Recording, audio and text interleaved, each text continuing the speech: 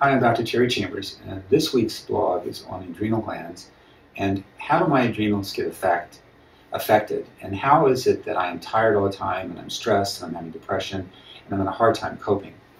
Many times there's a particular event that occurs in our lives that changes our health forever, and we don't think about it until someone asks a specific question.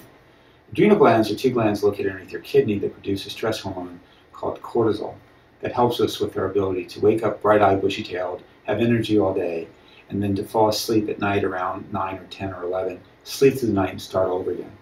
It's called your circadian rhythm, that allows us to be really bright-eyed during the light and to sleep at night.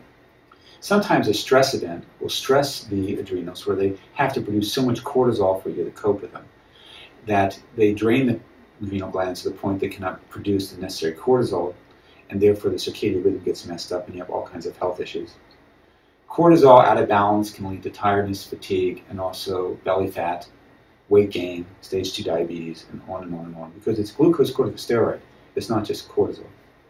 Often a death in the family, the death of a child, a divorce, going to graduate school, a high school incident, some kind of event often will be a stress event that will start the ball rolling.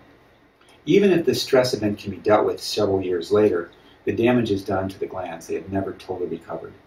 So sometimes testing the cortisol levels through a saliva test, rebuilding and supporting the adrenal glands, and working on these often over-missed but highly effective organs and getting them healthy again is a good way to find a lot of these health issues that are often missed by most family practitioners.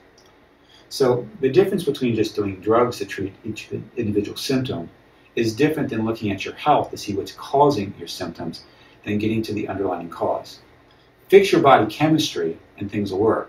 But if your body chemistry is off, then you're constantly using one drug after the other to try to replenish the symptoms being produced and not fulfilling the need the body has to work well.